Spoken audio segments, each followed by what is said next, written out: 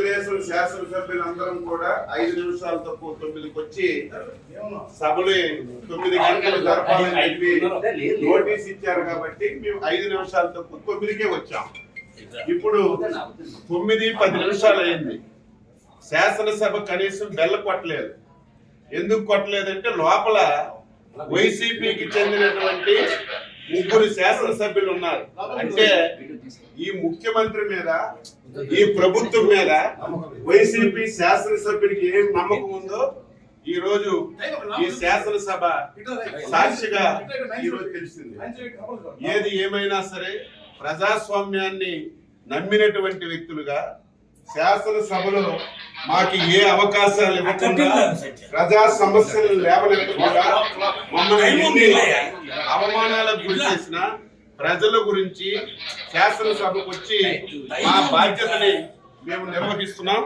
ఇంత దారుణం ఎప్పుడు కూడా లేదు. 9-8 నిమిషాలు అయింది.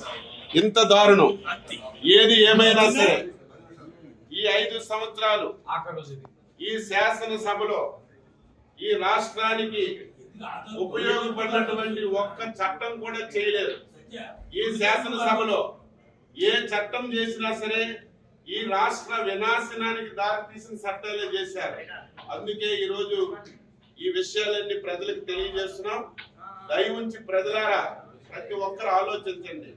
శాసనసభ అంటే ఈ రాష్ట్రానికి ఒక దేవాలయం. 5 కోట్ల మంది ప్రజలకి న్యాయం చేసినటువంటి సభ.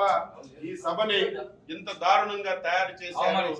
ఈ రోజు జగన్మోహన్ రెడ్డి ముఖం చూడాలన్నా, శాసనసభకు రావాలన్నా నీ శాసనసభ్యులే ఈ రోజు రావడం లేదంటే ఇప్పటికైనా సిగ్గు తెచ్చుకోమని చెప్పి సందర్భంగా కోరుతున్నాం. 10 నిమిషాలు అయింది.